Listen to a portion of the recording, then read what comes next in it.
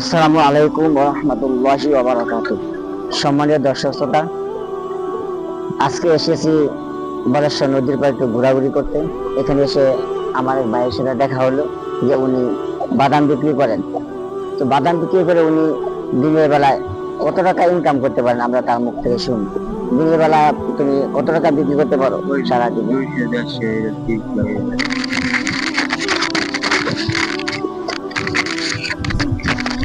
আমার মতো 200-300 টাকা বেচা কিনা হয়।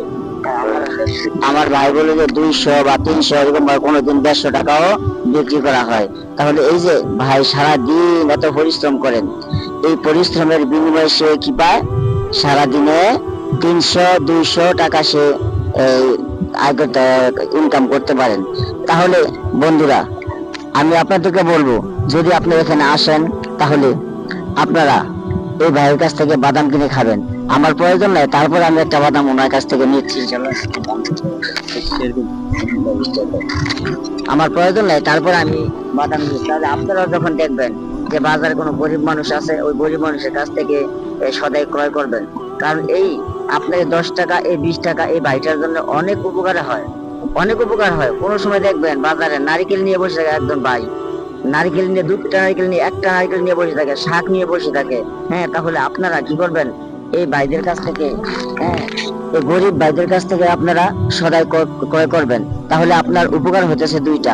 একটা উপকার হলো আপনি তাকে সহযোগিতা করলেন।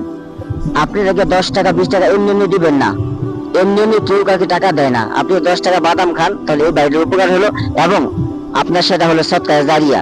তাহলে ভাই আসুন আমরা আল্লাহ রাব্বুল আলামিনের পথে ফিরে আসি এবং গরিব মানুষ যারা রয়েছে, খেটে খাওয়া মানুষ আছে, তাদেরকে আমরা মূল্যায়ন করি। এ বলে আমরা সংক্ষিপ্ত আলোচনা শেষ করলাম। আসসালামু আলাইকুম ওয়া রাহমাতুল্লাহ। আর আমার ভাইকেও অসংখ্য ধন্যবাদ দিলাম। ভাই, তোমাকে অসংখ্য ধন্যবাদ সে কথা বলার জন্য। তাহলে ভাইরা, আপনারা ওনার জন্য দোয়া করবেন, আল্লাহ রাব্বুল আলামিন যেন ওনার অবস্থা পরিবর্তন করে দেয়। এ বলে আমার আলোচনা শেষ করলাম। আসসালামু আলাইকুম ওয়া রাহমাতুল্লাহি ওয়া বারাকাতুহু।